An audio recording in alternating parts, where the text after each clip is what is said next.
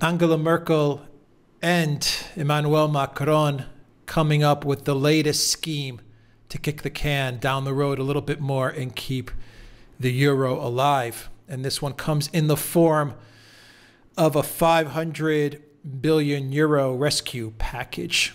500 billion isn't going to do anything. But anyway, Alexander, let me take you to Bill Blaine's blog called The Morning Porridge. And this is a good blog, and I like what Bill Blaine says here. Let me read you this excerpt from this article that he has written up discussing this 500 billion, recovery fund is what it's called, recovery fund. So here we go from Bill Blaine. Yesterday's big moment was France and Germany announcing plans for a European Union euro 500 billion recovery fund. Yawn. I struggled to contain my excitement. What is it? Point one, yet another solution that isn't. Point two, yet again, we have the grand launch of more political mumble swerve cobbled together to extend the illusion of Europe is a functional polity. Point three, yet again, a fudge allows Merkel to look like Germany gives a fig for the crisis across the rest of Europe, while simultaneously allowing Macron to look like the statesman he imagines himself to be. And finally, point four, yet again, Europe remains a case of eat, sleep, repeat. Alexander, what do you make of this 500 billion recovery fund that Merkel and Macron have hatched? This is so typical of Merkel. I mean, this is Merkel's stamp all over it, and it's exactly what you've come to expect from her. So Merkel has spent the last couple of weeks and months saying that there's no possibility of debt mutualization. Germany will never agree, supposedly, to act as guarantor for the debts of other countries within the European Union. So what does she do? She agrees to a form of debt mutualization by stealth. Debt mutualization, which in theory Germany will control. But the way this particular plan works is this. The European Union will not issue Euro bonds or Corona bonds or whatever they were called. It will issue, the European Commission will issue bonds. Those bonds will create a slush fund. I'm going to call it a slush fund for a special reason, a slush fund of 500 billion euros. That slush fund will then give out grants to various people across the European Union. Unclear how that will be supervised or controlled, but we must assume it'll be the European Commission that will do it. And of course, the European Commission will then repay these bonds in time. A bond, I would remind our viewers, is a loan. It's basically it's when a government issues a loan, asks for a loan, when it borrows money, it gives what's called a bond, a promise to repay to the person who lends it. That's what a bond is. So the European Commission will then repay these bonds out of its budget. Who, of course, provides the largest contribution to the EU budget? The answer is Germany. So in effect, the European Commission is going to borrow money on a German guarantee, because that's how it's going to work. So she's going to come around to the people of Germany, and she's going to say to the people of Germany, well, actually, we're not standing guarantee for any loans because that isn't what this is all about at all. And yet that is exactly what it is, because that is the only way this can work. And she's also going to say to them, well, this is only a relatively small fund of 500 billion euros, all to revive the economy after the pandemic crisis. Trouble is, first of all, apparently no money is going to be distributed before 2021, by which point Merkel will be out of office. Remember that. Secondly, there is nothing in theory which prevents the European Commission coming forward and saying, well, 500 billion is nowhere near enough. We need 1 trillion or 2 trillion or 5 trillion or 10 trillion. And, you know, come along, Germany, give us more so that we can raise bonds to that level. And of course, sooner or later, well, they come along, they say, well, Germany, you know, the point is we accept that you can't do it all by yourself. So let's have universal taxation right across the Eurozone and the European Union, because that's the only realistic way we can repay these bonds. I mean, that is the agenda. Now, it's not going to work. It's not going to play, because ultimately, what I think is going to happen is that people in Germany who are anything but stupid are going to figure this out very fast. The German Constitutional Court has already made it clear that debt mutualization is contrary to the treaties and is contrary to the German Constitution. I predict that sooner or later there will be a rash of legal challenges against it within Germany, and it seems that some of the other countries, the Netherlands, Austria, for example, are not happy with this either. But it's just classic Merkel. It kicks the ball down the road, as Bill Blaine says. It does so in a way that it will only really come to fruition after Merkel herself is gone. So it enables her to play again the role of Queen of Europe. And of course, the other thing to understand is that when we're talking about a recovery fund, presumably, as I said, it will be the European Commission that will decide where the money goes. What the European Commission does is provide money to all its various friends around Southern Europe, Central Europe, Eastern Europe, wherever in Europe. And so we will see money going, you know, for roads that aren't needed, bridges that don't, you know, cross anything, railways that don't do anything, things that we are very used to, by the way, in our respective countries, in Cyprus and Greece, but which we've seen everywhere. You have contractors from, you know, the big countries from Germany and France who will do very well out of this, and you will find their partners in the countries themselves who are, of course, all very well politically connected. They will do very well out of it also. So it's another way to extract money out of Germany to keep this thing going, and of course to make some people across the European Union very rich, and to build for the European Commission in Brussels and the European bureaucracy a patronage network that they can call on in order to keep this show on the road. As I said, I come back. I don't think it's going to work. I predict legal challenges. I predict it will all unravel. Legal challenges take a long time. The money won't be distributed until 2021 or even 2022. And of course, Merkel will be gone by then. And in the meantime, she will be able to leave as the great statesman who provided the answer. So that's what this is all about. Now, of course, Macron, who was the other player to all of this, he has gained something, not very much ultimately, but once again, he's managed to project himself as Merkel's equal, the person who stands for Southern Europe and protects Southern Europe, except, of course, he's done no such thing, because this isn't going to help the economies of Southern Europe, which are in terrible condition, not remotely. So I've talked rather a lot, but I hope I've made myself and my views about all this clear. Crystal clear. This is lipstick on a pig, Alexander. German citizens will be the first citizens to get screwed by Merkel and Macron's little plot here that they've come up with. But eventually, I think you're right, eventually down the line, 2, 3, 4 years down the line, we're going to be looking at a pan-European tax, a different type of tax. They'll think of something to pay for all these bonds and loans that they're going to be taking out. If they get that far, because if they get that far, they could unravel long before.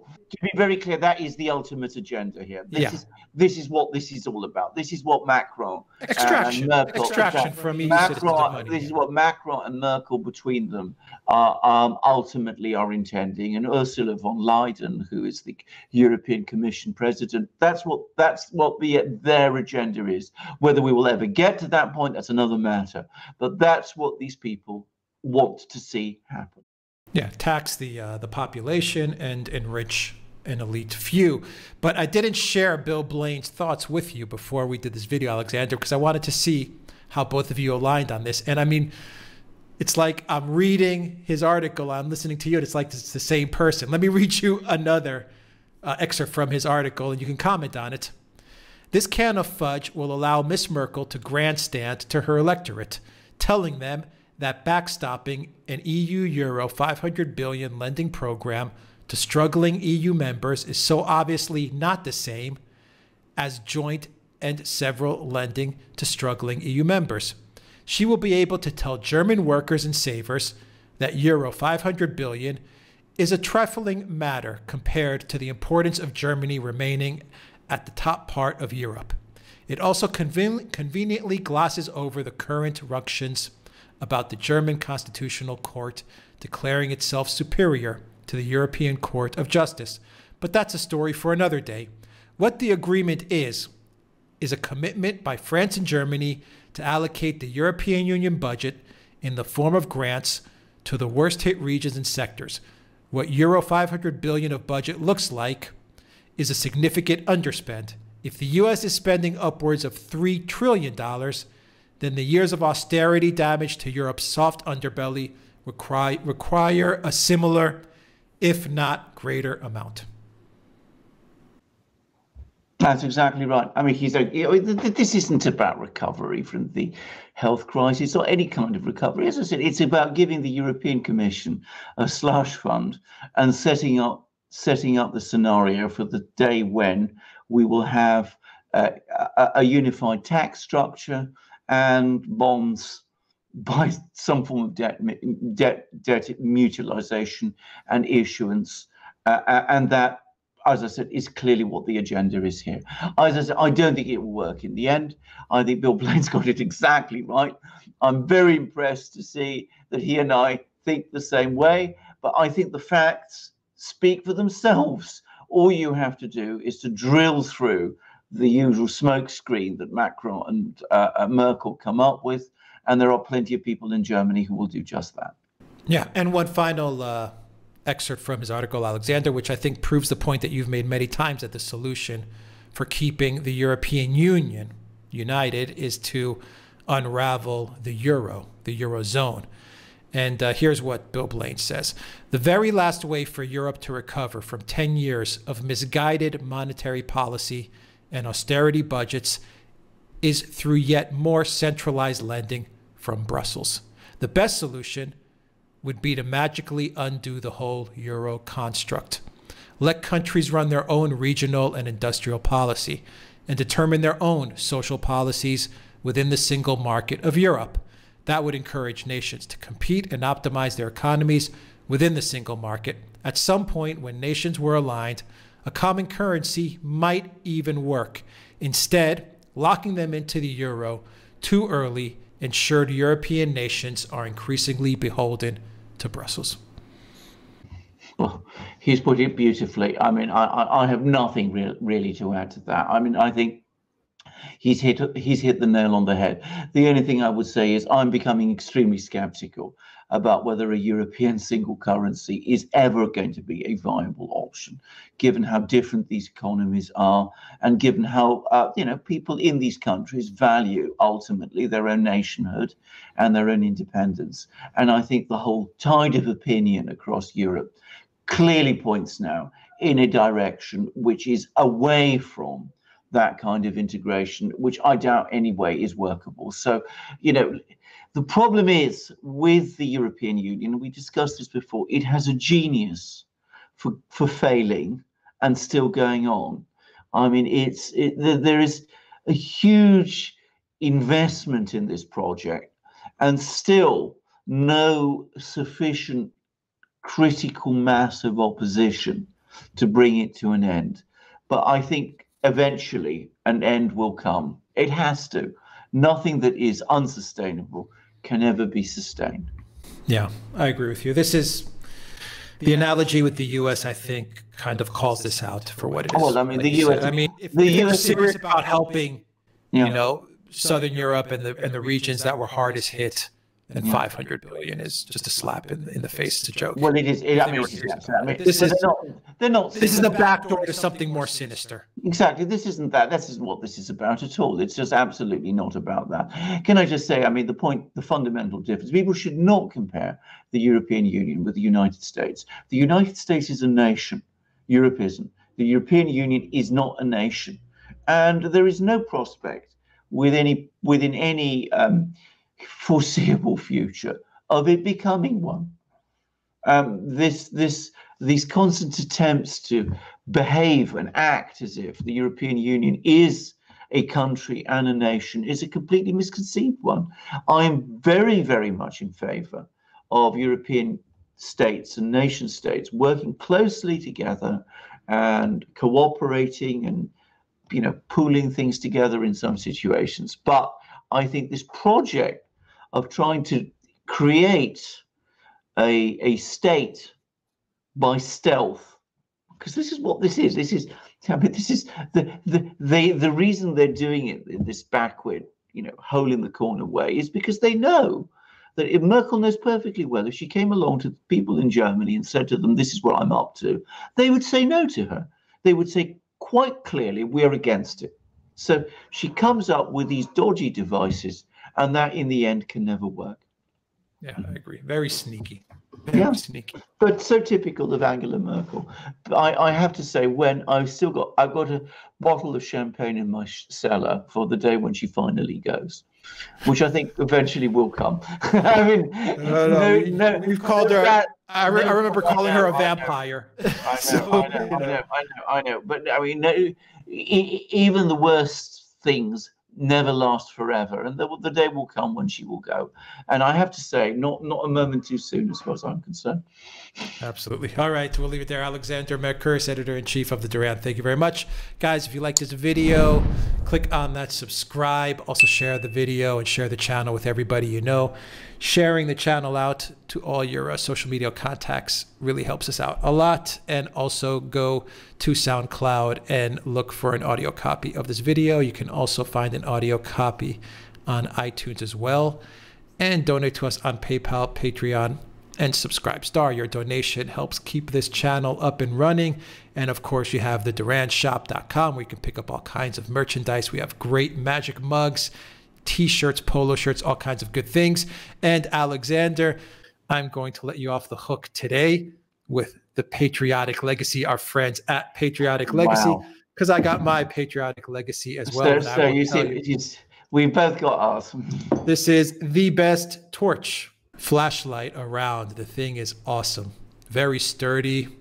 It's like, you know what it is? It's like the Swiss Army knife of flashlights. I mean, it's just got so many cool functions and so many things you can do. The compass, the microphone that lets out the noise, the USB port's awesome, where you could charge your MacBook, your Android, your iPhone. It's got the cool little magnet. You can just slap it right on your fridge. On anything metal, it just sits there. It's got the hammer. It's got the razor to cut your seatbelt. It's got 3 different modes for the flashlight. Anyway, guys, Patriotic Legacy. This is a great flashlight, or as Alexander would say, a great torch. And they're running a contest. The contest will get you the blue camouflage. That's the contest. You'll also they also have all kinds of other prizes in that contest as well. When you make a purchase over $30, and use Duran20 at checkout to get 20% off your purchase at our friends at Patriotic Legacy. You'll find a link in the description box down below. They also ship internationally, the blue camo flashlight. I've seen pictures of it. It looks amazing. So Alexander, Patriotic Legacy, take it away. You want to talk a little bit more about the legacy? You want to talk about Duran gear, Duran merchandise? Close out the video. Just to echo what you said, this is the greatest torch in the world, and everybody who values having a really good item like this should definitely have one. I mean, I will never drive my car now without it. I mean, it's absolutely indispensable, and I use it also to drive my dogs and also to rummage around in my cellar where I have the champagne, which is waiting for the day when Merkel goes. So that gives you an idea of how important this is to me. It's the best in the world, and I've just set off the alarm. by mistake, but you see the kind of sound it makes. It is a brilliant, brilliant torch. Everyone should have one. So come and do exactly what Alex says. But of course, you can also come to our shop. You will find all our own amazing stuff, our wonderful magic mugs. Alex is drinking from his, and this is mine, the best mugs in the world, without any doubt or qualification whatsoever. And you will find them in our shop, as you will also find our amazing shirts, like the t-shirt I'm wearing at the moment with the double-headed eagle of the Duran on it. But we've also got, this is a short sleeve t-shirt, we've got long sleeve t-shirts, we've got polo shirts, all 100% cotton, all amazingly stylish and comfortable and fabulous and amazing and wonderful. And we also have V-neck shirts, and we've also got hats, hoodies and stickers, and we've got great ebooks on subjects like Russiagate and Ukrainegate and Brexit, which is all about the European Union, and Epstein and oil and all that. So come to our shop, buy these great things, get yourself a Patriot beacon. Alex will tell you how to do it. You'll find the link for the Patriot Beacon, Patriotic Legacy, in the description box down below. Remember to use the code Duran20 at checkout to get 20%. And you'll find the link to the Duran shop as well in the description box down below. Alexander Mercouris, thank you very much. Until next time, everybody, take care.